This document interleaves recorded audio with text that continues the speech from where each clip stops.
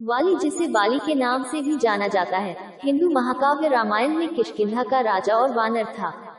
वह इंद्र के पुत्र तारा का पति, सुग्रीव का बड़ा भाई और अंगद का पिता था। अपने विरोधियों की आधी ताकत पाने का वरदान पाने के कारण बाली एक दुर्जय योद्धा था। उसने अपने भाई सुग्रीव को निर्वासित कर दिया, जिसने उसकी गद्दी संभाली थी, उसे मरा हुआ मानकर। सुग्रीव ने अपने संघर्ष में हस्तक्षेप करने के लिए विष्णु के अवतार राम की सहायता मांगी। भाइयों के बीच द्वंद्व युद्ध में राम ने बाली की छाती में तीर मारा। महाकाव्य के अनुसार कूर्म अवतार के समय समुद्र मंथन से 14 प्रकार के रत्न या खजाने उत्पन्न हुए थे। एक रत्न यह है कि विभिन्न अप्सराएं, दिव्य अप्सराएं उत्पन्न हुई, और तारा समुद्र मंथन से उत्पन्न एक अप्सरा थी। बाली, जो अपने पिता इंद्र के साथ समुद्र मंथन में उनकी सहायता कर रहा था, उसने तारा को ले लिया और उससे विवाह कर लिया। उद्धरण आवश्यक। वाली साहसी था। इसे इस तथ्य से समझा जा सकता है कि जब तारा ने उसे रोकने की कोशिश की और उससे विनती की कि वह सुग्रीव से लड़ने न जाए, ये कहकर कि यह राम है जो सुग्रीव की मदद कर रहा है और सुग्रीव को बचाने आया है, वाली ने तारा को जवाब दिया कि भले ही वह भगवान के खिलाफ लड़ रहा हो, वह लड़ाई के लिए चुनौती को अनदेखा नहीं कर सकता और चुप नहीं रह सकता। उन्होंने आगे कहा कि भले ही लड़ाई के लिए बुलाने वाला उसका अपना बेटा अंगद हो, वह फिर भी लड़ाई में जाएगा। रामायण के अनुसार मायावी नामक एक उग्र राक्षस किष्किंधा के दरवाजे पर आया और वाली को युद्ध के लिए चुनौती दी। वाली ने चुनौती स्वीकार कर ली। जब वह बाहर आया तो राक्षस घबरा गया और एक गुफा में भाग गया।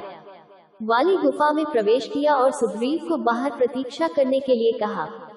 जब वाली वापस नहीं लौटा और उसने गुफा के अंदर से राक्षसी आवाजें सुनी और गुफा के अंदर से खून बह रहा था, तो सुग्रीव ने गलती से निष्कर्ष निकाला कि वाली मर गया है।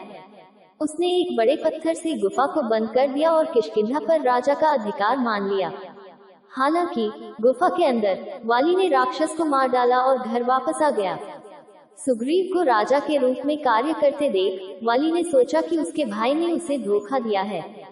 सुग्रीव ने अपने कार्यों को समझाने की कोशिश की, लेकिन वाली ने नहीं सुनी। सुग्रीव ऋषिमुख पर्वत पर भाग गया। तपस्या करने के बाद बाली को ब्रह्मा ने वरदान दिया। बाली ने ब्रह्मा से वरदान मांगा कि किसी भी द्वंद्व युद्ध में बाली का विरोधी अपनी आधी ताकत बाली के सामने खो देगा। ब्रह्मा ने यह वरदान दिया। बाली पहले से ही शक्तिशाली था और उसकी शक्ति लगभग 75 लाख हाथियों के बराबर थी। इस प्रकार बाली अजेय हो गया। ऐसा कहा जाता था कि कोई भी आमने सामने की लड़ाई में बाली को हरा नहीं सकता था। यद्यपि मूल रामायण में ऐसा नहीं है, परंतु उत्तरकांड में कहा गया है कि रावण ने बाली से युद्ध किया था। रावण नारद के माध्यम से बाली और उसकी ताकत के बारे में जानता है। नारद द्वारा बाली की प्रशंसा सुनकर रावण अत्यंत अभिमानी हो गया और किष्किंधा चला गया। वहाँ बाली ध्यान में था। रावण ने बाली को आकर युद्ध करने के लिए चुनौती दी। पहले सुग्रीव ने रावण से युद्ध किया और पराजित हुआ। तब रावण बाली के पास पहुंचा और उसे चुनौती दी।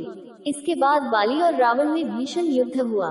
बाली ने उसे अपनी पूंछ से बांध लिया, कुछ अन्य संस्करणों में उसे अपने कंधों पर उठा लिया और फिर रावण को गिरफ्तार कर लिया।